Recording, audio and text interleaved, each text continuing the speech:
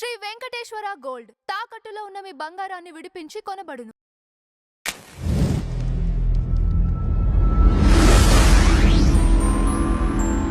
Sir నమస్కారం. శ్రీమాత్రే నమః. సార్ వృషభ రాశి వారికి 2026 ఎలా ఉండబోతుంది? 2026 వృషభ రాశి వారికి కనుక చూసుకున్నట్లయితే ఫస్ట్ ఆఫ్ ఆల్ వీరికి శని లాభంలో ఉంటున్నాడండి 2026 సంవత్సరంలో. సో సాటర్న్ అంటే కర్మకారకుడు ఈజ్ కంప్లీట్ స్ట్రాంగ్గా ఉన్నాడు. 2లో గురువు, 4వ స్థానంలో కేతువు, దశమ రాహు.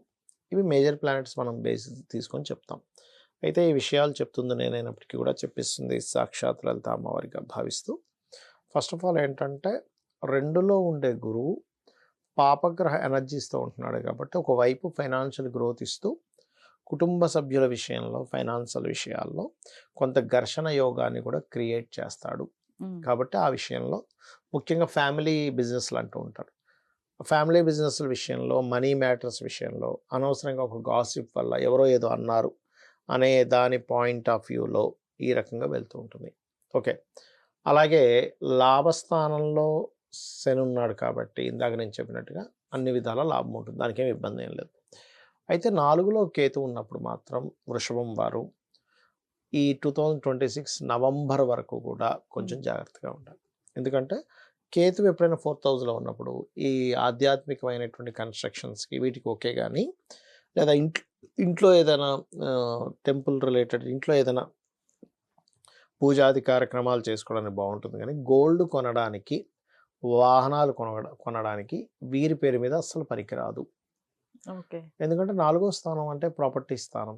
అలాగే కొన్నిసార్లు అయితే వీళ్ళకి ఉన్న స్థలం నుంచి మారిపోతారు.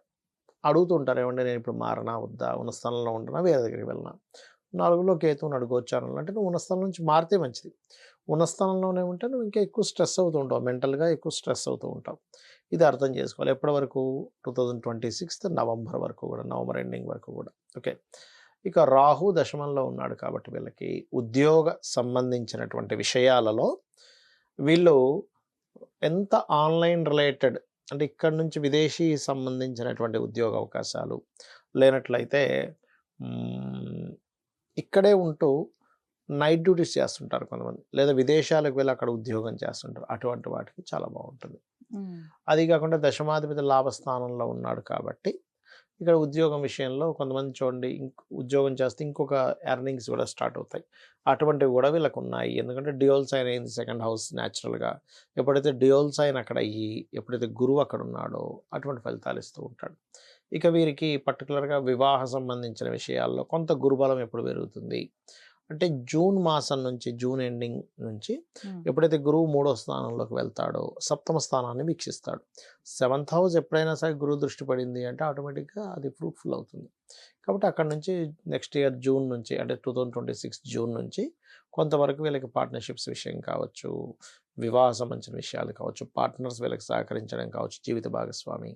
అయితే ఇక్కడ మనం పార్ట్నర్షిప్స్ అంటే ఒకటి వీళ్ళ పర్సనల్ చార్ట్లో పార్ట్నర్షిప్ చేస్తే పార్ట్నర్కి ఎలా ఉంటుంది, వీళ్ళకి ఎలా ఉంటుంది అని ఉంటుంది. అలా వీళ్ళకి బాగోలేదు లేదా వాళ్ళకు కూడా బాగోదు అన్నప్పుడు పార్ట్నర్షిప్ చేయకపోవడమే మంచిది.